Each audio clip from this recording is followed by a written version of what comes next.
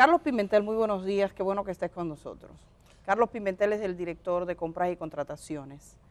Y bueno, vamos a comenzar de una vez, Carlos. De alguna manera me llegó al pensamiento el trabajo que ustedes han hecho en el Ministerio de Educación. Yo quisiera poner el tuit que anoche compartía el ex ministro de Educación, el señor Fulcar, que anuncia que va a pedir una auditoría. Dice aquí Roberto Fulcar: mañana, por decisión propia, solicitaremos a la Cámara de Cuentas una auditoría a nuestros 2 años de gestión al frente del MINER. Momentos después, traspasaremos el mando al nuevo ministro de Educación. Creemos en la institucionalidad, la transparencia y la continuidad del Estado. En los últimos días, en esa etapa, digamos, de cierto conflicto con proveedores del Ministerio de Educación, que los hay de todo tipo, desde cosas tecnológicas hasta alimentos, vimos salir muchos elementos y entonces ustedes participaron en algunos procesos, pusieron freno, de hecho tienen algunos bajo investigación. Nos gustaría, viendo este contexto de salida del ministro de Educación, que nos dijeras cuáles son los programas, los procedimientos y todos los procesos que durante la gestión del señor Fulcar, compras y contrataciones estuvo vinculadas, cuáles son los que todavía tienen en sus manos, y digamos que una opinión general tuya de cómo estaba funcionando todo eso. Sí, bueno, lo primero que debo señalar que el Ministerio de Educación es uno de los entes del Estado que tiene disponibilidad de mayor cantidad de recursos para la adquisición de bienes, servicios y obras. Y por eso fue una de las entidades en las cuales nosotros designamos un oficial de cumplimiento. Desde la Dirección de Contrataciones tenemos un programa de cumplimiento regulatorio que busca apoyar, acompañar a las instituciones a la legalidad, a la eficiencia de sus procesos de contrataciones. Además de eso, sabíamos que era necesario tener un seguimiento, un monitoreo y un acompañamiento a los procesos de contrataciones de esta entidad, no solamente por el volumen de recursos, sino también porque era necesario adquirir algunos bienes o servicios en procesos de corto tiempo, porque recordemos que el inicio de la gestión fue en una pandemia y había que contratar equipo tecnológico, había que contratar programas educativos para todo ese proceso de formación que se llevó a cabo. Y por eso nosotros pusimos un interés en ese ministerio de apoyo, de acompañamiento. No obstante, pues distintas debilidades fueron identificadas en varios procesos de esta entidad. El primero fue vinculado a un proceso de urgencia para la adquisición de equipo tecnológico, donde fueron anulados 51 lotes de 54 lotes. Y además de eso hacíamos la advertencia que habían sido adjudicados proveedores vinculados entre sí y que no iban a tener la posibilidad de entregar esos equipos porque no tenían la capacidad para hacerlo. Y al final, pues, los resultados nos dieron la razón. Apenas 51% de los equipos tecnológicos de ese proceso de urgencia han sido entregados. Lo más reciente tiene que ver con los libros de textos digitales, donde recibimos una medida cautelar de una de las empresas que participó, que había impugnado el proceso, pero el Ministerio de Educación no había dado respuesta a ese proceso. Nosotros conocimos la medida cautelar y entendíamos que había elementos que era importante que el Ministerio se pronunciara y que lo hiciera a tiempo cuando todavía exista interés y que se pueda salvaguardar el interés general, el interés colectivo. Como el Ministerio no daba respuesta a esa impugnación, pues nosotros procedimos a suspender la ejecución de los contratos de cuatro lotes. Y eso es lo que ha sucedido en términos generales con relación a los procesos del MINER, entre cientos de observaciones, recomendaciones que hicimos a ese ministerio. Carlos, eso, viendo uno, parece que ese tema de los libros electrónicos fue lo que lo que le puso la tapa al pomo.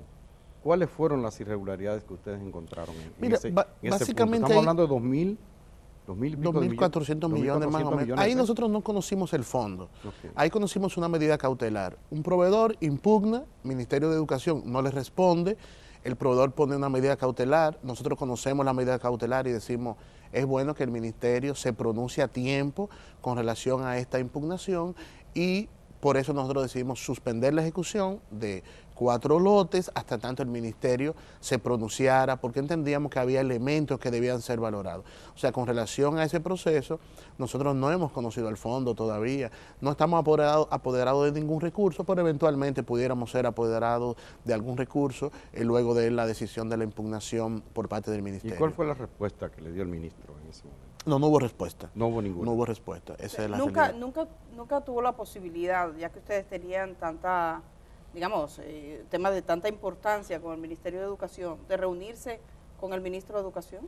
Sí, claro que sí, tuvimos ¿Cuántas veces llegaste a reunirte? distintas oportunidades. ¿Y cuáles eran los planteamientos básicos en esas reuniones? Distintas oportunidades, tuvimos la posibilidad de sugerir, de observar, de acompañar, de señalar mejores caminos de cómo se podían hacer las contrataciones del ministerio, pero hay que decir que con la anulación de 51 lotes del proceso de adquisición de tecnología, pues ahí la situación se puso ya un poquito más distante en ese tipo de relacionamiento.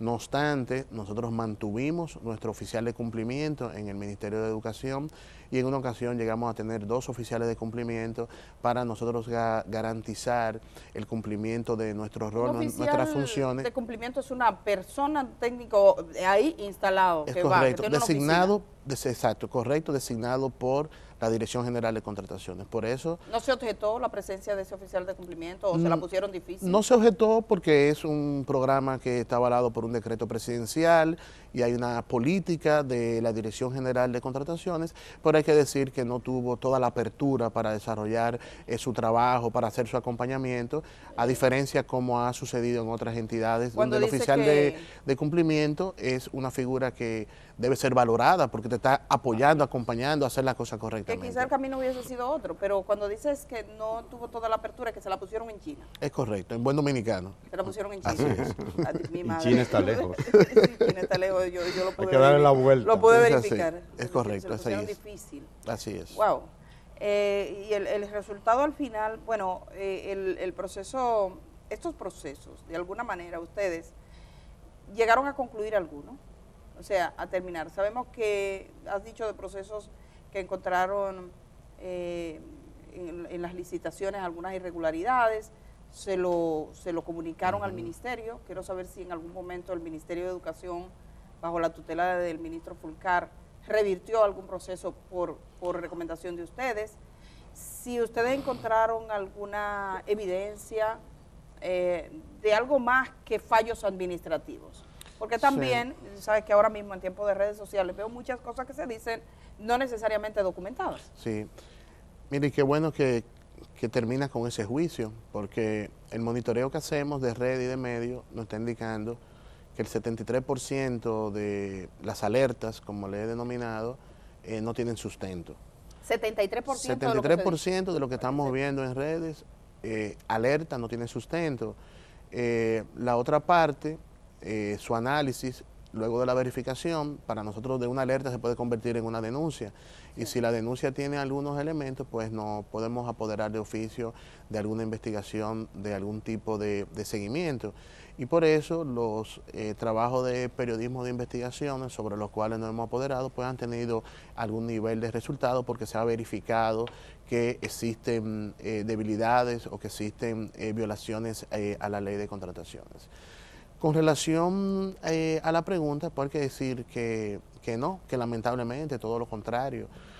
Fue muy lamentable cuando se procedió a anular los 51 lotes de adquisición de los equipos tecnológicos, que el ministerio prefirió el camino del Tribunal Superior Administrativo.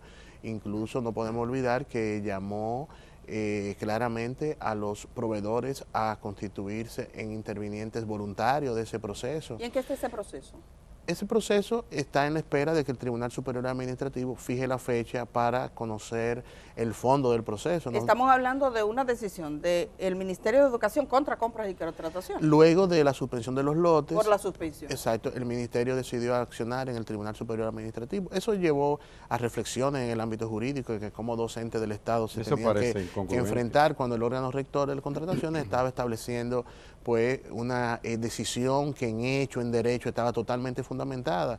Por eso nosotros le hemos enviado al Tribunal Administrativo al menos 3 comunicaciones solicitándole que fije fecha. Nosotros estamos convencidos que cuando se conozca ese recurso, no hay manera de que no se mantengan anulados esos lotes. No hay forma, porque en términos de derecho, en términos técnicos, es un trabajo objetivo, es un trabajo que hemos hecho, que lo consideramos que es justo. No hay forma.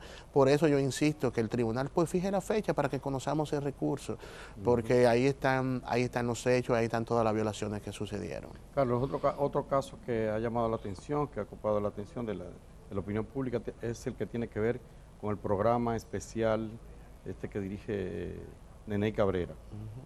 Y unas compras de pintura, sí. Pinta tu barrio. ¿Ese caso en qué está? ¿Qué fue lo que encontraron ustedes? Muy bien. Ese caso, ese trabajo periodístico tenía básicamente 3 elementos la denuncia. Lo primero era que cuestionaba el procedimiento de sección seleccionado, que fue una urgencia. Y nosotros en nuestro informe señalamos de manera muy clara de que no fue prudente, que no fue oportuno utilizar la sección de urgencia para ese proceso de manera específica.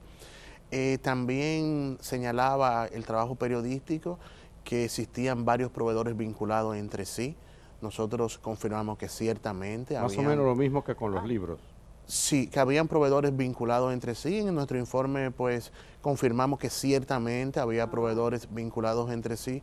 No obstante, nosotros no pudimos comprobar que por el hecho de que existan proveedores vinculados existiera colusión, y por eso nosotros remitimos ese informe a Procompetencia, donde le estamos diciendo a Procompetencia, entendemos que es importante profundizar porque en este proceso hay proveedores vinculados de todas las maneras, composición accionaria, misma cuenta bancaria, y entendemos que Procompetencia es el órgano que puede investigar colusión y les enviamos el informe. ¿Cuándo fue eso? Creo que hace casi un mes que enviamos el informe a Procompetencia. ¿La respuesta? Sí, hasta ahora no tenemos respuesta. Y el otro elemento de la denuncia era que se había recibido los bienes contratados distintos a lo que estaba estipulado. Con relación a ese aspecto, nosotros pues remitimos a la unidad antifraude de la Contraloría, porque la Dirección General de Contrataciones, luego de la adjudicación y firma de contrato, ya no tiene competencias. Pero si se entiende que hay un contrato y que no se cumplió con el objeto contractual, que no se entregaron los bienes contratados en cantidad, en calidad o en especificaciones, pues la unidad antifraude de la Contraloría pudiera estar profundizando. Y de igual manera enviamos a la unidad antifraude ese informe con las indicaciones de por qué nosotros entendíamos que es importante profundizar en ese aspecto muy particular. Entonces, digamos que ese tema no ha concluido, no está cerrado todavía. No está cerrado todavía porque está apoderada Procompetencia para confirmar si hubo colusión, está apoderada la unidad antifraude de la Contraloría para confirmar si se recibió lo que se contrató o si se recibió otra cosa. ¿Cuáles otros casos tienen ustedes? ¿Cuál está? Bueno, la dirección, lo primero que debo señalar es que lo que tenemos pendiente son recursos, medidas cautelares, todos de finales del año pasado, del 2021, y algunos casos del 2022. Hemos ido reduciendo la mora o los silencios administrativos en la Dirección de Contrataciones, conociendo todo lo que nos apoderamos o lo que nos apoderen. Siempre vamos a tener una decisión en los tiempos que necesitemos, que podamos requerir, siempre cumpliendo el debido proceso. Nosotros tenemos varios recursos, todavía quedan algunos vinculados a INAVIE del proceso anterior, eso lo vamos a conocer, creo que en una semana, en 2 semanas ya vamos a estar terminando de conocer algunos de esos procesos. ¿Se refiere al anterior, no correcto. No, ahora del actual no tenemos todavía. No, porque el actual no es seguramente hoy. No, del INAVIE. Del actual director de INAVIE, sí, que hubo un cambio ahí, que está vinculado a educación. Ese proceso todavía está pendiente. Bueno, quedan algunos. Nosotros fallamos varias de las medidas cautelares, varios de los recursos de la gestión anterior. Nosotros enviamos también un informe a la Procuraduría General de la República con relación a INAVIE, porque entendíamos que habían indicios de naturaleza penal y como el Ministerio Público que tiene esa competencia, pues apoderamos con un informe sugiriendo dónde profundizar en la investigación. Eso con relación a la gestión anterior de INAVIE y con relación al proceso anterior, entiéndase, del año pasado de INAVIE. Bueno, a veces uno nota cierta resistencia en actores políticos que dicen, bueno, nosotros nos bajamos en la campaña, hicimos campaña y luego vienen los técnicos a destruir, como si hubiese una confrontación. Eso se puede apreciar con respecto a ciertas entidades, incluso con algunos movimientos que ha hecho el presidente de la República. En tu caso, tú eres una persona que salió de una patana con una bandera promoviendo un partido, eres un técnico y entonces habrás sentido como ese tipo de mirada. ¿Qué le dirías a esa gente? ¿Cómo ves la posibilidad de un avance en el Estado, tomando en cuenta también esos factores políticos que en muchas instituciones parecen ser la clave de la dirección que llevan? Mira, yo pienso también que la comprensión tiene que cruzar de entender que la sociedad cambió. Esta sociedad tuvo, por decirlo de alguna manera, una ruptura con la permisibilidad, una ruptura con aceptar las ilegalidades como que nada pasó. Y por eso los funcionarios, las funcionarias que estamos en funciones públicas tenemos que entender que cada vez tenemos una sociedad mucho más activa, que tenemos una sociedad totalmente vigilante y que una de las demandas fundamentales de los anhelos es precisamente la legalidad, la institucionalidad, la lucha contra la corrupción y de manera muy particular también la reducción de los niveles de impunidad. Y yo creo que la sociedad dominicana en este momento camina hacia el fortalecimiento institucional que conduzca a reducir la impunidad. Y lo digo básicamente por varios elementos, pero puedo señalar uno. El nivel de coordinación, de cooperación, de intercambio de información entre los entes de prevención, de control y de sanción de la corrupción es muy ágil, es muy acelerado y es de volúmenes importantes. Aunque ya lo has tocado tangencialmente, me gustaría un balance. Dentro de 8 días se cumplen 2 años de gobierno. ¿Cuál sería tu balance como un hombre que viene de la Marcha Verde, de la sociedad civil, sobre la lucha anticorrupción en esta etapa? Creo que se han sentado bases firmes, sobre todo con garantizar el funcionamiento de los entes de prevención, de investigación con niveles de independencia, Ministerio Público, una Cámara de Cuentas también que empieza a jugar su rol, una Contraloría fortalecida con una unidad antifraude que no existía en la República Dominicana, un programa de recuperación del patrimonio con 30 abogados que están constituidos en parte civil en todos los casos de corrupción que están en instancia judicial. Yo creo que esos son pasos importantes de avance.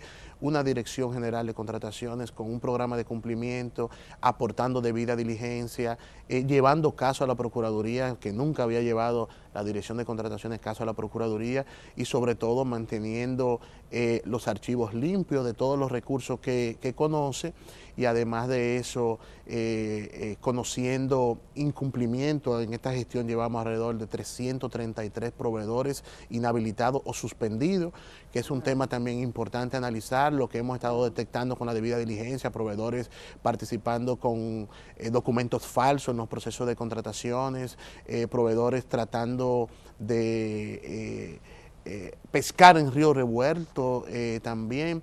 O sea que me parece que se van sentando las bases.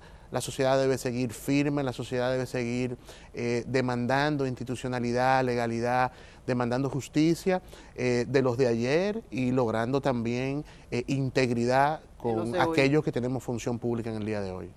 Sí, muy importante. Estamos terminando esta entrevista, Carlos. ¿Vas como testigo en el caso Medusa? ¿Estás? Eso vi en la... Yo vi en la acusación que figuraba como sí. testigo. ¿No lo sabías? Sí, sí, lo vi, que estaba ahí. Que está como testigo. Así es. Y en otros casos también, ¿no? Es correcto. Coral y demás. Así es correcto. Bueno, pues estaremos Una pendientes. papa caliente. Gracias, Carlos Pimentel, por estar esta no, mañana. a la Muchísimas orden. gracias al director de compras y contrataciones del Estado por su presencia aquí. Hacemos una pausa y estamos regresando de una vez. Todavía nos queda alguna cosa más.